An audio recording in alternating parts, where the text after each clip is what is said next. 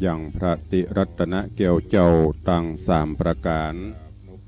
อันไม่มีพระพุทธเจ้าพระสัทธรรมเจ้าพระสังฆเจ้าอันเป็นสรณะที่เปิ่งที่เคารพนับถืออันสูงสุดในชีวิตขอกราบคารวะแทบใจไวสาปารมีธรรมพระมหาเถรานุเถระเจ้าคณะพระสังฆาธิการภิกขุสงฆ์สามเณรจุตนจุองค์ด้วยความเคารพเจริญสุขเจริญปอน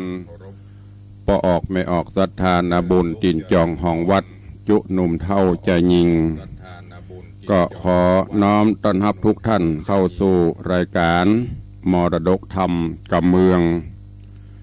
ต่างสถานีวิทยุกระจายเสียงพระพุทธศาสนาแห่งชาติและสังคม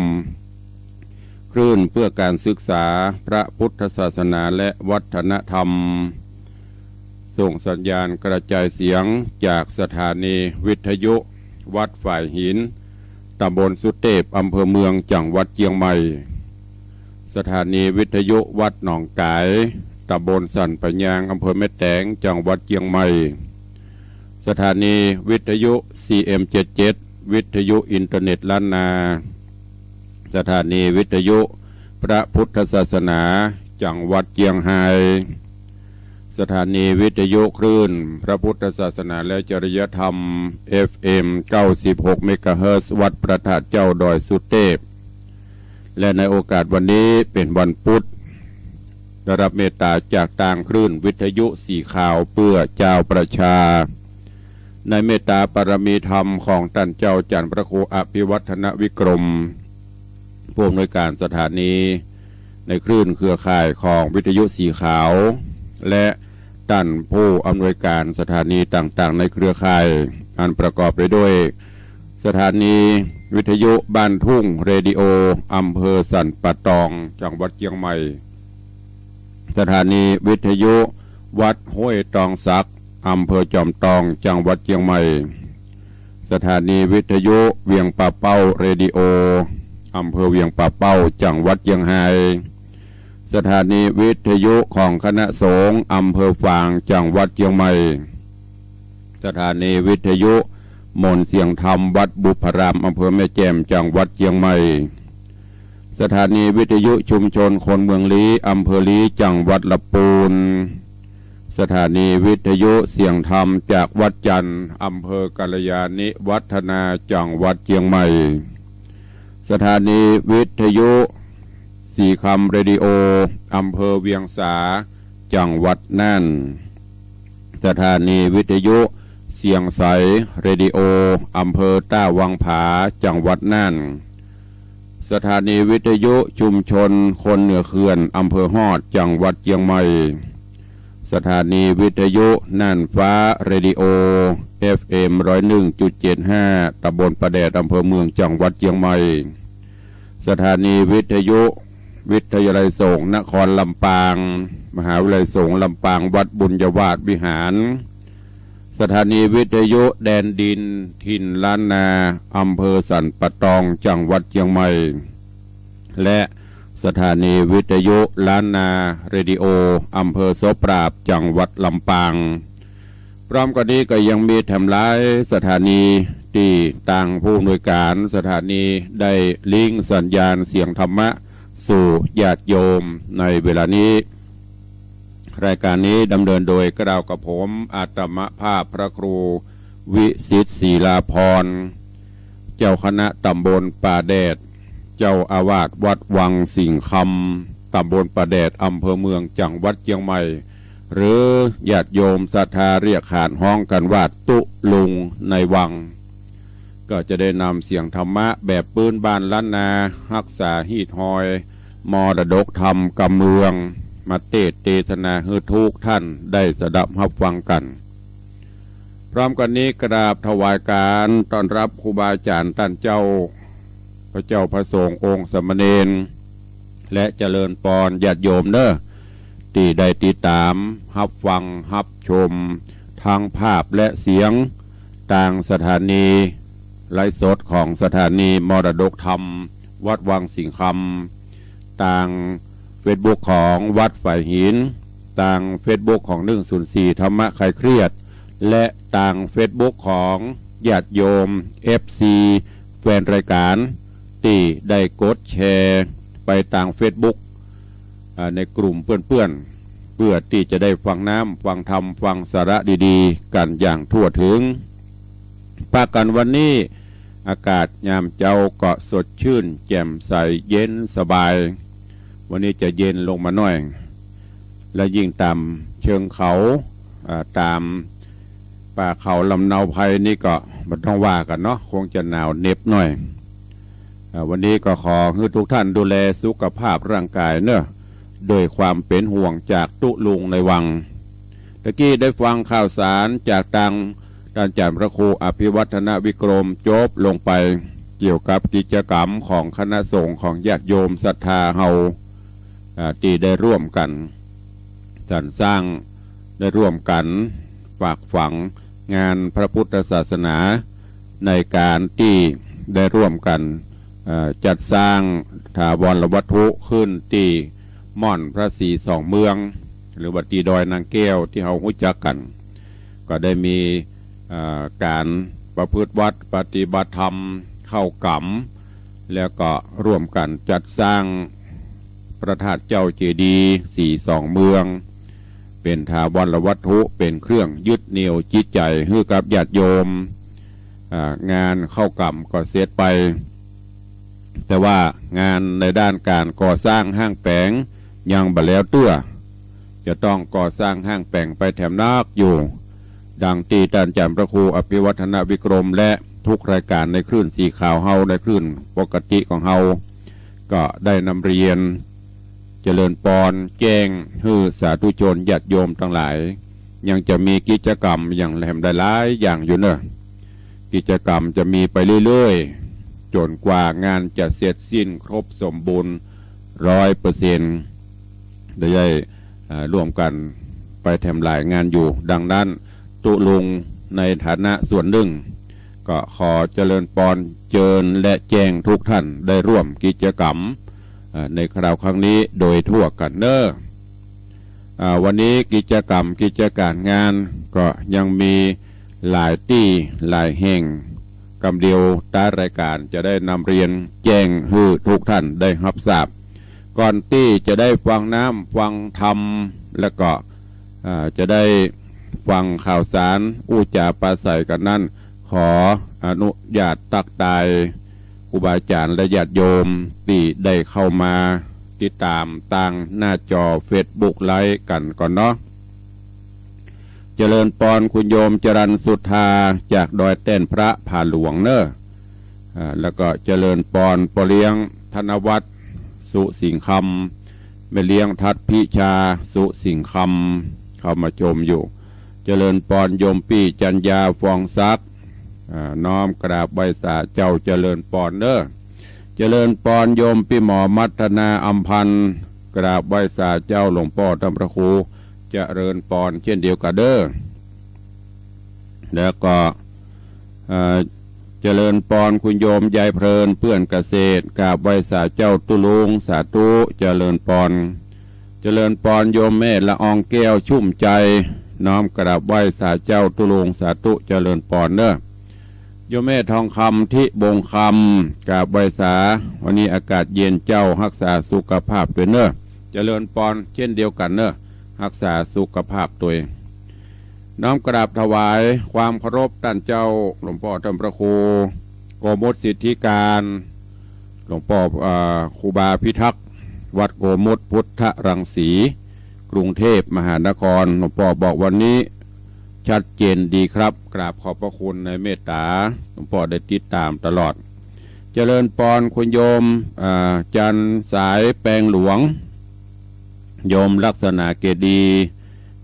แล้วก็ ไหว้สาท่านเจ้าตุอุยพระครูสิริวัชิโรภาสก็ติดตามรับชมรับฟังกันในยามเจ้าอยู่ถวายการต้อนรับและเจริญปอนทุกท่านเนอะส่วนพี่น้องที่ฟังต่างหน้าไม่ต่างวิทยุกำเดียวก้อยตักก้อยตายกันต่างใต้รายการเนาะเวลาก็ล่วงเลยผ่านโป้นไป โดยความรวดเร็วเผลอแป๊บเดียว10 กว่านาทีละวันนี้วันพุธตั้งคลื่นสีขาวได้ริงสัญญาณไปแล้วก็ธรรมเทศนาที่ได้เทศในคลื่นในวันพุธก็เป็นเรื่องของหมอกมงเมืองเทศจบไปละ1 ผูกวันนี้จะขึ้นสู่ผูกทวนที่2หมอกในที่นี้จะเป็นหมอกเป็นเมยอ่องจ้องมาเจ้าเนอะแต่เป็นหมอกตั้งศีลตั้งธรรมมันมุงเมืองอยู่ยิ่งบะเดียวนี้จำยิ่ง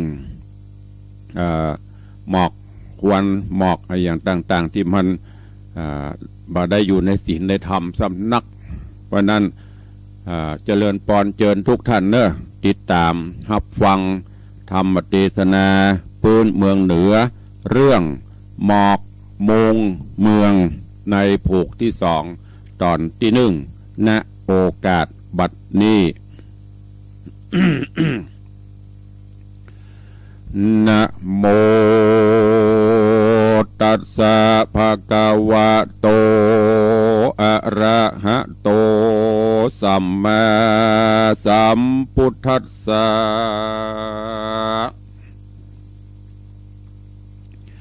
กิจโฉมโนสาปฏิลาโภกิจฉังมัจจานะชีวิตังกิจฉังสัทธัมมัสสวนังกิจโฉพุทธานามุปาโทติสัทธโวดุราสัพปุริสะตังลายต่างหญิงและชายหนุ่มเทาอันปากันเข้ามาฟังยังรัศธรรมมาเทศนาแห่งพระสัทธาพุทธเจ้าอย่ามีใจมืดเศร้าในป่าปะกรรมอันมืดดำหม่นเศร้าจุงอดฟังธรรมพระเจ้าเทศนาฮือแก่เทวดาและสัตว์ต่างหลาย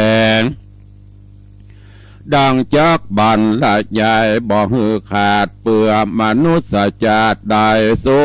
ขใจดังภาษิตไข่กล่าวว่ากิจโฉมนุษย์ปฏิลาโภดังนี้อัฏฐะจีขานไข่ขี้เนื้ออันได้เกิดมาเป็นมนุษย์ชาติก็แสนยากนักหนา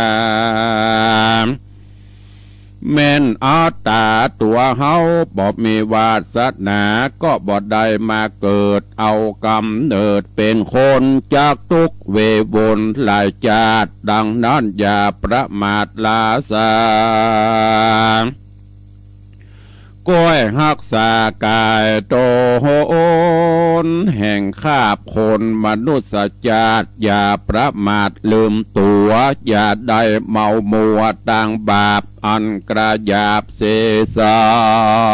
มจากป่าตัววำเข้าสู่ในห้องอยู่อบายหือเป็นตุกไก่ตัวเก่าทะลงตุกเล่าลายโหนจุงรีบกะตามบนกุโสโอนไว้หือมากเกาะเตียงหากถึงสุขสามประการเป็นสุขเกี่ยงคานในโลกนี้และโลกหน้าแม่นความหน้าตายไปก็จักได้ไปเกิดบนจันฟ้าเลิศเมืองสวรรค์สะบวยของทิพตันลำยิ่งมีนางฟ้ามิ่งเลือหลายมาเป็นปริยาปริวานยายขับไว้ก็เพราะตนได้กระทำกรรมดีแม่นบุญบ่มีเสียงเขตก็จักเอาเป็ดลงมาเกิดในกำเนิดมือเฮืองโคนตามบนกุโสนตกแต่งหากจำแนกแบ่งเป็นมา ก็นับว่าอย่างแขวนชีวิตต่างอันว่าชีวิตแห่งคนเฮาจ้างวนเมาบ่มันเตียงหูคว่ำเอียงไปแม่ตามดังกระถาทวนสองหากมารับรองว่าไว้กิจชังมัจจานังชีวิตตังอันว่าคนเฮาเกิดมาอันว่าชีวิตของคนเฮาเป็นของบ่เบาหาได้ยากแสนลำบากนักหนาการรักษาก็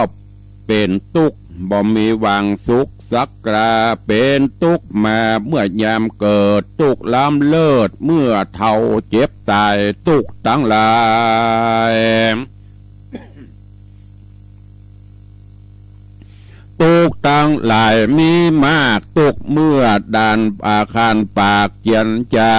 ตุกเมื่อได้กลาพระคองเป็นตุกอันปองหาใหม่ความตุกไตติดตามเป็นตุกเลี้ยงคาบเน่าแห่งตัวเก่ารูปะคันบ่มีอันจักมันเตียงหูคว่ำเหี่ยงไปแม่เบิดหนึ่งก็มาตายเบิดหนึ่งเกิดบางชาติก็ประเสริฐนักหนาเป็นกษัตริย์นักผาดบางชาติก็ได้เกิดเอากำเนิดทลิกจาตเป็นทุกข์ยากโดยเวียกการบ่มีสำราญแสนลำบากตุกเลี้ยงปากก็ปอมันจำเป็นได้ซื้อขายเปื่อเลี้ยงรูปกายคาบเน่าเป็นตุกเอาลายตียาเมื่อมีเมียและลูกหลายกันบ่มีสมบัติหลายมากลำก็แสนลำบากอิดหิวใจตุกฐานะใจเหลือขนาดกันว่าเขาของมากก็ยังดีบางทีก็มาเป็นโรคาพยาธิชีวิตพรากจากตนแสนกังวลห้อนไม่จับลางเตื้อตายแต่ต้องมันดาบางพ้องนั้นนาเกิดมาก็ตายอายุบอดตันเถิงไปขวบเขาอายุแห่งเจ้ายังบอดตันเถิง20 ปีบางพ้องกำลังจีเป็นเบาเป็นสาวหน้าตาขาวสะอาดก็มามรณะตายไปบางพ้องก็มาอยู่ในวัยกันกลางคนอายุ30 ปี40 ปีก็มานี่ก็มานี่ตายจากได้ปาดพรากลูกผัวเมียบางพ้องก็ตายเสียเมื่อเป็นสะรมนักบวชบางพ้องก็มีอายุลวดถึงพ่ออุ้ยแม่อุ้ยพ่ออุ้ยมีลูกหลานหลายจริงถึงความตายเป็นตีแล้วภัยผู้ใดจักกลาดแกล้วบ่ตายบ่มีแม้นบ่ามีเงินคำมากหลายจักเอามาแลกชีวิตไว้ก็จักบ่ได้แหละนะเถิงจักมาวอนขาบไว้หรือร้องไห้วอนขอชีวิตมันก็บ่รอบ่ฟังแม่นองค์พุทธังตนศักดิ์สวัสดิ์พระวิราชเจ้าศาสนาก็ยังมรณะเจียนจากดับมรณะคันธา เข้าสู่นิพพานาเวียงแก้วบอกกราดแกล้วขึ้นมาชีวิตต่างอันว่าชีวิตแห่งเฮานี้นาเป็นของหาได้ยากมีความลำบากที่จะรักษาการที่เฮามีอายุรอดมาปุ่นอีได้มานั่งนิดนี้ฟังธรรมก็เพราะกุศลกรรมไปหลังอันเฮาได้กระทำมาจริงมีอายุยืนนานบ่ได้เป็นคนผ่านทุกข์ยากบ่ได้กลั้นอยากเผาพรานย้อนกุศลตานอันเฮาได้ฮื้อตานไว้ปางก่อนบุญนั้นสอนตัวมาเหตุนั้นนาเฮาทั้งหลายจงอย่าได้ประมาทอย่าได้ละพรากศาสนามันหักษาศีลภาวนาไปตามสติกัญญาเตใส่ตามดังพระเงาไทยสั่งสอนไว้คือกระทำตามแต่ใดแห่งตนการกระทำกุศลบ่ใจว่าฮือครัดเข่งไผ่ได้เร่งกระทำเอาใดคนนั้นใส่ก็ได้ไปเหมือนของกินเลี้ยงต้องใส่ไผ่กินได้ก็อิ่มคนนานคนเดียวพาหายเตียวต่างไก่ก็อิดหิวแก่คนนั้นพ่อแม่ทำใบลูกยักได้บ่มี นอกจากความยินดีและอนุโมทนาตัวกันเท่านั้นบุญอันนั้นก็จักแผ่กว้างไปเหมือนหาดังเฮาตามไฟไว้ผู้อื่นใครใดก็จิตามเอาโอไปส่วนว่าไฟนั่นก็บ่เสียงมีดังเก่าการที่เฮาอนุโมทนาก็อย่างเดียวกันตามดังภาษิตกล่าวไว้ว่าสุโขปุญญาสาอุจะโยการที่อบรมกะทำบุญไว้มากย่อมได้เถิงสุขบ่มีทุกข์สักเตือการจักเชื่อในกุศลอันนั้นก็เปื่อใดสดับฮับฟังโดยสัจจะมันเตียงบริกเลียงฟังตามระบามหูง่ายใจบอดนายกุศลตามภาษิตตัสปนกล่าวไว้ว่ากิจฉังสัทธรรมเตสนังการเข้าใจในธรรมนั้นเป็นของเข้าใจยากตามกรรมวิบากอันเขาได้กระทำมาปางเมื่อมีภิกขุมาเทศนาศรัทธาก็บ่มากระไอก็เสียเป่าเสียใดบางเตื้อนั่งฟังอยู่ก็บ่หูเรื่องก็เพราะใจบ่น้อมเนื่องในธรรมเพราะเอาทำตัวนอกมาจุหลอกกวนเก่าปล่อยหือตุเจ้าเทศนาองค์เดียวบางเตื้อก็ไปเกิดในดงเขียวป่ากวางบ่ได้มาใกล้ศาสนากิเลสตัณหาก็โถมแน่นหนาก็บ่ได้มาใกล้ศาสนาลวดเป็นคนปัลลาใบบอดบ่หูรอดหากุศลใจเวบบนมัวมืดเป็นคนมืดไปมาบางเตื้อเกิดมาหูหนวกก็นับเขาพวกวิบากกรรม การมาฟังธรรมจริงบ่หูเรื่องก็นับเนื่องเขาทุกโขบางคนก็โซเซเขาวัดบ่ได้ตามพุทธภาษิตกล่าวไว้ว่าเฮาแก่แล้วข้าก็อีดก็หิวเจ็บหลังโกจะไปนั่งเมินบ่ได้การวัดว่าก็ลวดบ่มากระอาย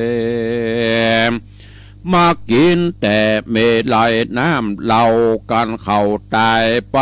ก็บอกกราดแก้วไปตกห้องอบายแต่ดิเลเหตุนั้นแน่เฮาได้นำตัวกายมาเกิดเอากำเนิดเป็นโคนเป็นมงคลวิเศษได้เอาตัวเป็ดมาพบศาสนาและมีปัญญามานั่งฟังยังรัศธรรมพระเจ้าจุงอย่าเมจะหายเศร้าโศกาฟังธรรมเทศนา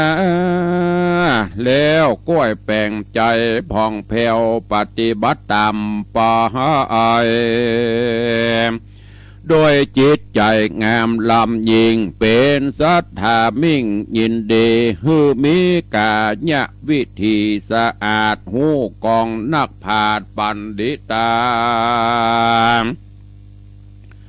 ก็เพราะศาสนาแห่งพระเจ้าการที่ได้เกิดมาพบศาสนานั้นเล่าก็แสนยากนักหนา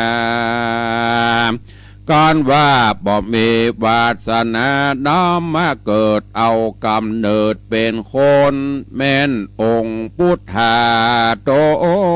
นประเสริฐได้เสด็จเอากำเนิดหูใหญ่ยธรรมก็ได้อาสะไหลบุญกุศลกรรมที่ได้ปั๊มเป่งปาระมีธรรมหอมยับไว้สังขญาได้สีอสงไขยปลายแสนมหากัปจริงได้มาตราชพระญาสัพพัญญูได้มาเกิดเป็นครูแก่โลกก็นับว่าเป็นโจกแห่งเฮาทั้งหลายชีวิตเฮาบ่ตายได้มาพบศาสนาพระพุทธเจ้าเหตุดังอ่านเล่าจริงว่ายากนักหนาตามดังพุทธาดีกาว่าไว้กิจโชพุทธานมุปปาหาอาโทดังนี้พระพุทธเจ้าแต่ละตนละองค์ได้เสด็จลงมาเกิดได้หูแจ้งยังธรรมบัเตสธรรมก็แสนยากนักหนาเหตุนั้นนาที่เฮาได้เกิดมาพบศาสนาตั้นแล้วได้พบแก้วสามประการเป็นของเจียงคานลำยิ่งเหลือกว่าแก้วทุกสิ่งในโลกาแม่นแก้วธรรมดาก็ยังหูแตกแหน่งไป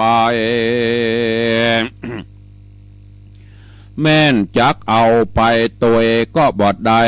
บางเตื้อก็ถูกโจรลักเอาไป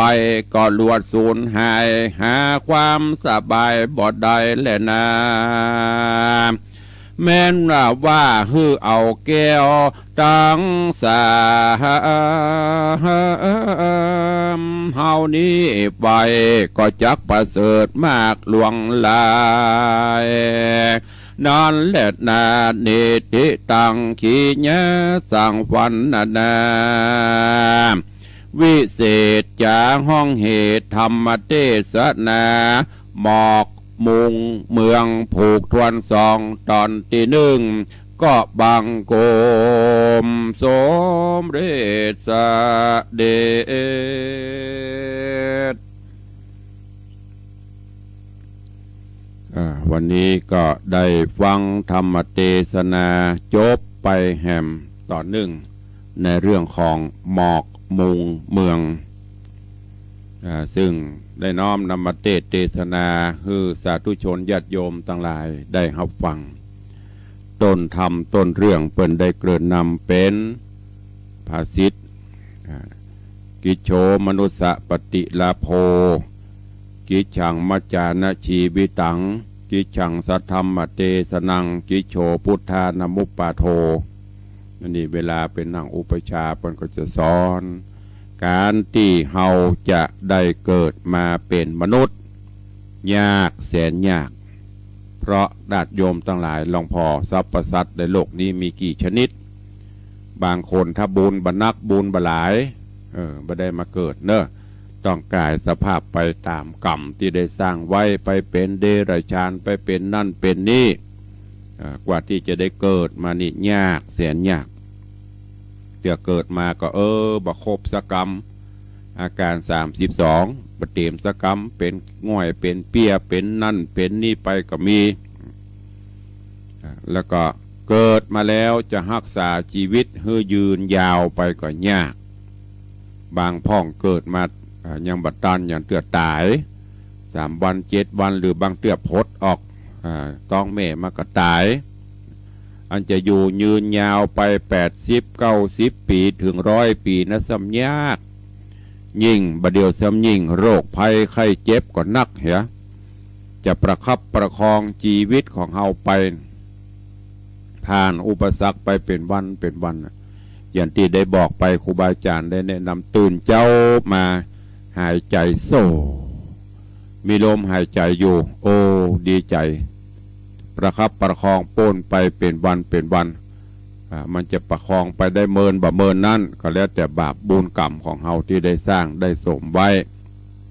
แล้วเมื่อเฮาเกิดมาแล้วได้มาพบมาปะศาสนาของพระพุทธเจ้าก็ยิ่งได้มาฟังธรรมคำสอนของพระพุทธเจ้าแห่งก็ยากบางคนเกิดมาอายุครบ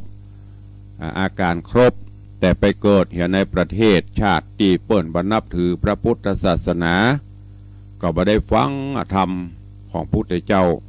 ก็ต้องไปถืออันอื่นศาสนาอื่นๆไปใครบวชก็ได้บวชเหมือนเปิ่นเพราะถือคนละศาสนาเหล่านี้เป็นต้นแล้วก็การที่จะได้การที่พระพุทธเจ้าจะมาตรัสรู้มาเกิดบนโลกมนุษย์แห่งมันหลายขวบหลายกับหลายกันดังที่เขาได้หูได้หันมาปั่มเป่งแม้แต่องค์พุทธเจ้าของเขาองค์ปัจจุบันนี้ปั่มเป่งมาหลายอาสงไขย80,000หลาย400,000อาสงไขยปุ่นกว่าที่จะได้มาเกิดเป็นพุทธเจ้าเพราะฉะนั้นเฮาท่านทั้งหลายได้เกิดมาพบพระพุทธศาสนานับว่าเป็นบุญเป็นกุศลอันยิ่งและพระพุทธศาสนาของเฮาเป็นศาสนาที่ทั่วโลกยอมรับบ่ได้สอนให้ไปเบียดเบียนไผสอนให้อยู่ด้วยกันในโลกนี้อย่างมีความสุขให้เอื้อเฟื้อเผื่อแผ่เสียสละประโยชน์ส่วนตนเพื่อประโยชน์ส่วนรวมเอื้อเฟื้อเผื่อแผ่กันไปตามอัตภาพช่วยเหลือกันดูด้วยกันฉันพี่ฉันน้องมันจำศีลกินทานคือเอาเกี่ยวเจ้าทั้ง3 ประการอันมีพระพุทธพระธรรมพระสงฆ์เนี่ยเป็นสรณะที่เปิ้งก็จะมีความสุขกันไปอันนี้ใจความเรื่องย่อๆในเรื่องของหมอกมุงเมืองในตอนนี้เนอะที่ได้นำมาเทศนาฮือญาติโยมศรัทธานาบุญทั้งหลายได้รับฟังก็ค่อยติดตามไปเนอะหมอกมุงเมืองนี้เป็นของขวัญสำหรับวันพุธเพราะลิงสัญญาณไปหลายตีวันนี้ทำเรื่องที่กำลังเทศมาหมดแล้วนี่ก็เบรกไว้ก่อนก่อยฟังกันต่อไปเนอะเวลาก็เบยญาติโยมทั้งหลายปลับปะแป๊บปลับปะแป๊บก็เดี๋ยวก็จะหมดเนี่ยเปิดถึงบอกอย่าประมาทชีวิตเวลาผ่านโป้นไปกลืนชีวิตเข้าไปบ่ได้หยุดนะแก่ประตัวเวลาไปแหมบอกว่ามาเมินแหม10 กว่าวันก็จะต้องเสี่ยงไปแหมปีหนึ่งปี64ก็จะไปปี65ก็จะมาเฮาก็เสี่ยงกันไปแก่กันไปดังนั้นบ่ต้องประมาทบ่ต้อง อย่างล้ำเหลือจะไปประมาทในชีวิตในความเป็นอยู่เนอะเร่งรีบสร้างบุญกุศลเข้าวัดฟังธรรมประพฤติปฏิบัติธรรมเสียสละซึ่งกิเลสความโลภความโกรธความหลงลงแล้วเฮาท่านทั้งหลายก็จะมีความสุขจึงขอฝากไว้กับทุกท่านในวันนี้ด้วยเวลาอันน้อยนิดเนาะวันนี้เฮาลิงสัญญาณกันไปทั่วภาคเหนือเพื่อเวลาไว้สักหน่อยจะได้อู้ได้จ่าได้ตักได้ตายได้ปบปะกันตอนนี้ในต่างหน้าเฟซก็เจริญปอนต้อนรับตั้นอนุศาสตร์อัศนัยวยโนนเนอะ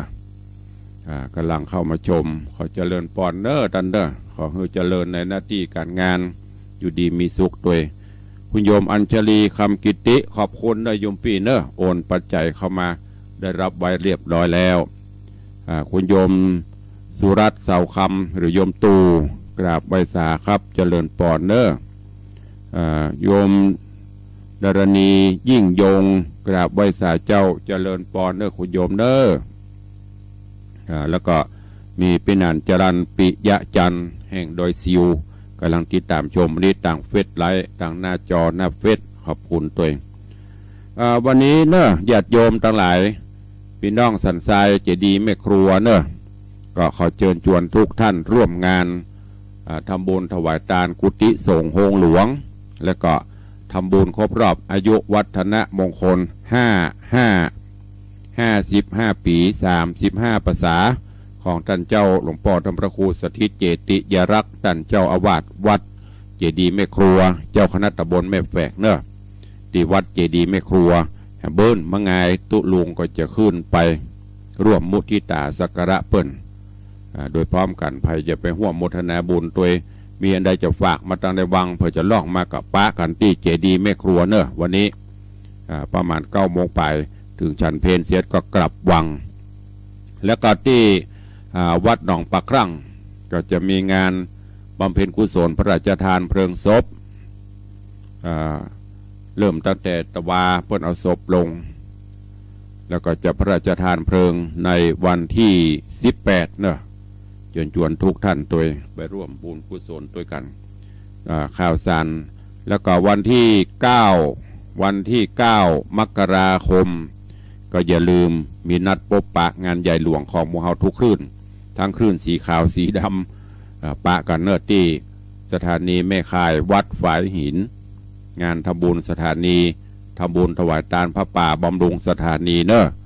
น้อมเอิญเชิญชวนทุกท่านไปพบไปปะกันที่สถานีวิทยุวัดฝ่ายหินในส่วนของวัดวังสิงคำก็ขอน้อมเอิญเชิญชวนสาธุชน FC แฟนรายการทุกท่านเนอะทางจากเฟซบุ๊กก็ดีจากวิทยุก็ตามในวันที่1 มกราคมเป็นวันขึ้นต้นปีใหม่ไทยพุทธศักราชใหม่ก็จะได้จัดกิจกรรมน้อมถวายทานต้นเงินต้นทองต้นเพชรเพื่อนำจตุปัจจัยเป็นสมทบกองทุนนิธิวิสิตศิลาภรณ์เพื่อใช้จ่ายในการพัฒนาวัดและก็ในด้านสาธารณสงเคราะห์ ตลอดจนปรับปรุงพัฒนาต่างๆและในด้านการเผยแพร่ดังนั้นน้อมเอิญเชิญชวนทุกท่านเนอะร่วมบริจาคได้โดยมีกล่องเงินกล่องละ300 บาทกล่องทองกล่องละ500 บาทกล่องเพชรกล่องละ 1,000 บาทแต่ละอย่างต่างวัดก็มีวัตถุมงคลมอบเป็นบรรณาการเป็นของขวัญปีใหม่ท่านผู้ใดร่วมบริจาคกล่องเงินกล่องละ300 บาททางวัดก็จะมอบเหรียญหลวงพ่อพระสิงห์คำสติกเกอร์และปฏิทินปักกระตือนล้านนา1 ชุด ท่านผู้ใดร่วมเป็นเจ้าภาพกล่องทองกล่องละ500 บาททางวัดก็จะมอบ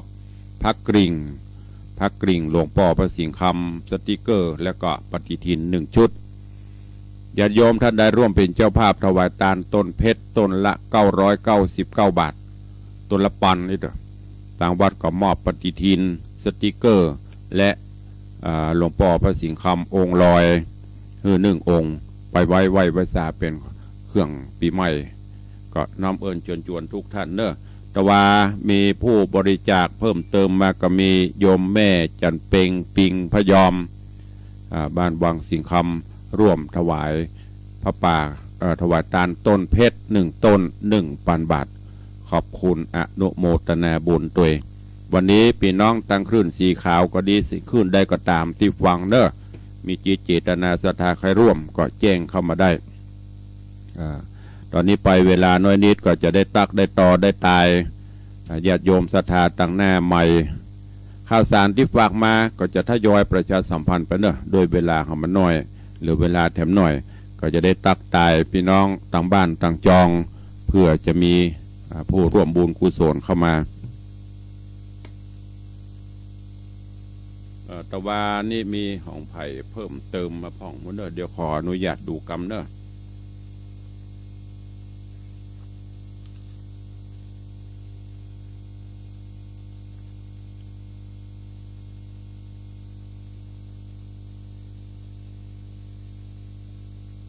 มีของแม่จันเปงผู้เดียวเพิ่มมาตวา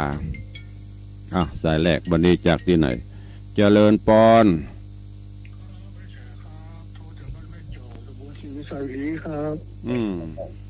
ว่าเสียงสัญญาณตีเนาะครับสัญญาณชัดเจนดีครับจากคุณปู่ที่เตียงนะครับอนุโมทนาสาธุเนอฟังเป็นประจาครับประตูหลวงดีละเอาธรรมะเป็นที่จังที่เปิ่งเนออนุโมทนาสาธุผู้ป่วยติดเตียงฟังเป็นประจำก็มีข้อความมาหนึ่งที่เป็นว่าอย่างเมื่อหนุ่มกำมีกำลังมีเวลาเต็มมีสตางค์แก่ตนแก่ตัวมามีกำลังมีสตางค์นี่กะอะไรอย่าง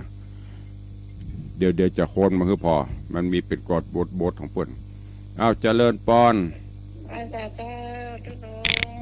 เจริญปอนเจ้าเจริญปอนอยู่ไม่สับเสมอนะเจ้าสาธุว่าจะได้เจ้าอนุโมทนาสาธุบ่เป็นยังแม่ส่งจิตส่งใจมาก็ได้โมทนาบุญเด้อสาธุอนุโมทนา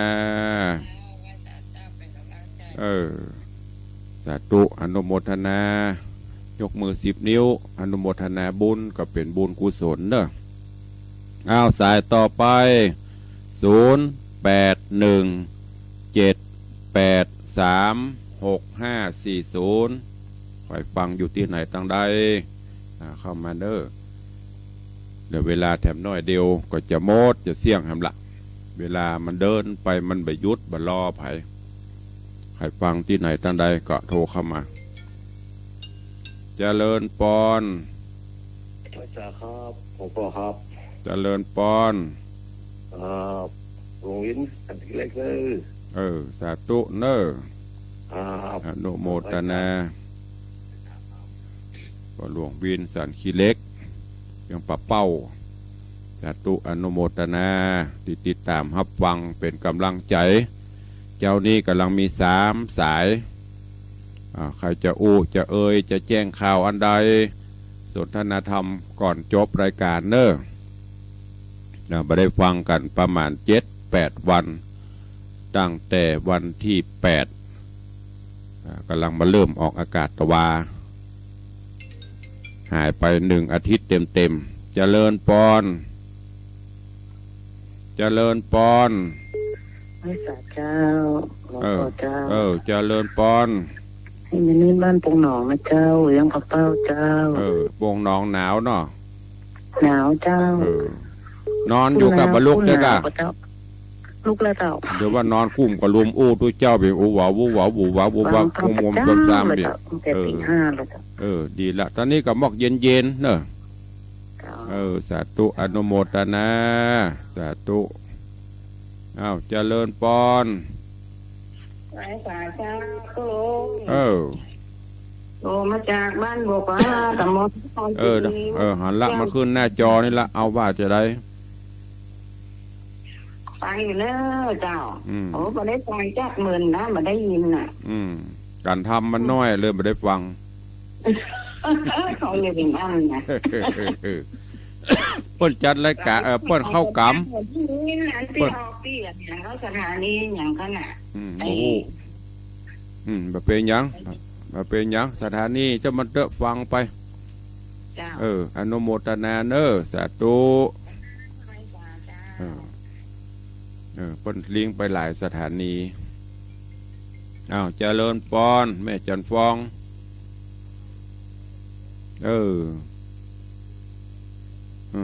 สาธุอนุโมทนาเนออ้าวเจริญปอนสายต่อไปเจริญปอน มาตรการค่าท่าน เ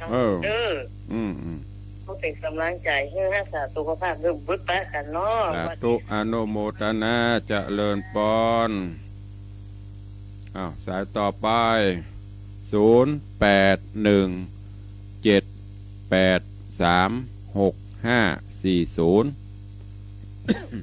อากาศเย็นๆมาเริ่มจะไอสุมาอภัยครูบาอาจารย์เนอะตั้งหน้าเฟซตัวจังไอสดออกมาเป็นเดือเจริญปอนเด็กหญิงจันคำแม่ของนั่นเด้อเจ้าว่าไม่ใช่ตามบุคคลนี้จ้ะว่าได้ยังจะเป็นยังเว้ยมีกระห้อมมีกระยกมือ10 นิ้วเอาเด้อสาธุแม่มอนจันคำแสงบุญเหลือเวลาแหมหน่อยเนอ ใครจะอุดตัวตุลุงเข้ามาเจริญปอนสาธุเจ้าแม่น้อมแต่จางเรื่องหนองรองเจ้าหนองร่องหนาวก่อพอดีอยู่หนาวหน่อยเผาข้าวหลามเนาะเจ้าสาธุไปวันนั้นกับม้วนดีละอนุโมทนาบุญตัวกันเด้อสาธุสายต่อไปฮัลโหลกราบนมัสการเจ้าเจริญปอนยังไม่ล่าพรท่านไตรนิ้วเพิ่มยังกับเป้าลุกหรือยังก็ว่านอนรับอยู่นอนห่มผ้าอยู่ลุกแล้วแต่บลุกแต่ตื่นแต่บลุกแต่ก็ตื่นแล้วลุกแล้วเจ้าสาธุอนุโมทนาดีละโมทนาสาธุเจริญปอนสายต่อไปโอ้ตกใจขันเจ้าเจริญปอนสุขภาพฟังอยู่เด้ออนุโมทนาสาธุเนอสาธุเสียงไก่ขันเจ้าม่วนนำมาเจ้านะลุกเนอลุกเนออย่ามันห้องไก่ขันลุกเนอเจ้าลุก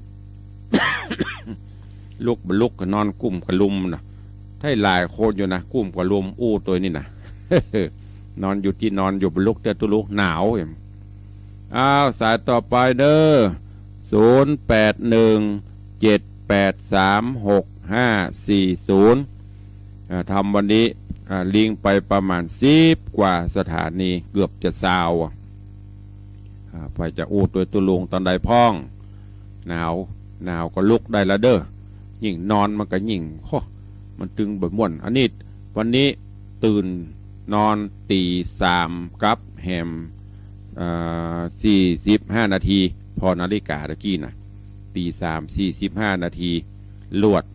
ลุกเลยลุกก็ไปส่งน้ำส่งท่ามาไหว้พระเสร็จกับมานั่งคิดเขียนเตรียมความพร้อมเตะทำถ้ามันตื่นแล้วมันตึงมันนอนก็ตึงม่วนเนาะเนี่ยคนห้องว่าไวทองไวเท่า เลข6จะขึ้นแหมเมื่อกี่ปีละมันเปลี่ยนไปตามแต่ก่อนนี่จังว่าเฮยยมป่อยมแม่ยังบันรับตดฟังลุกไปที่ไหนบัดเดียวมันได้ตัวเก่านะเคิงเปิ้นว่าตุเขาบัดเท่ามาเกตเนี่ยมันหูเตื้อใบมอกรับม่วนมันแก่ตนแก่ตัวไปหาหน่อยจะหูมันเหมือนเปิ้นว่าแต่โลมันก้อยๆหูไปกำน้อยนะรับยิบรับยับรับบะอิ่มบะเต็มเปิ้นว่าอายุเฮาบัดเดียวนี้อายุหมา แต่มันอายุหมาเพราะว่า เป็นยายตุลุง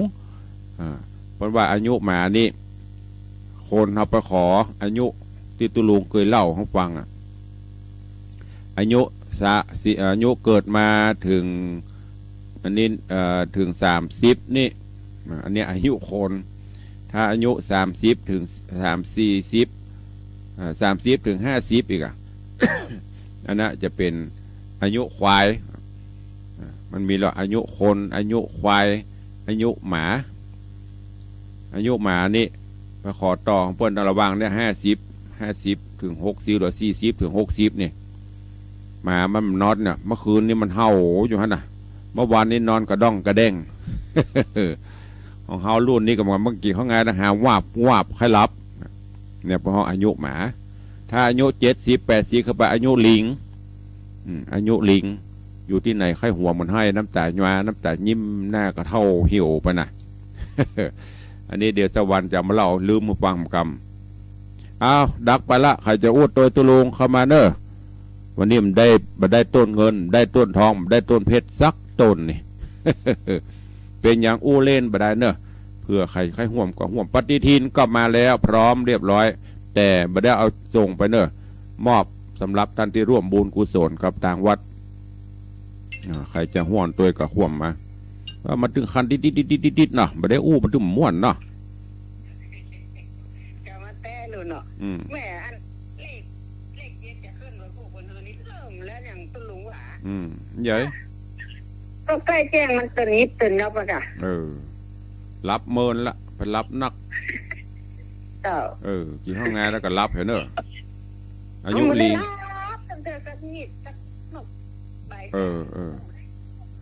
ดีละสาธุอนุโมทนาเด้อเจ้าแม่สีนวลรันจวนจะ70แล้วอีเขานึกว่ากำลังจะ17อยู่เอา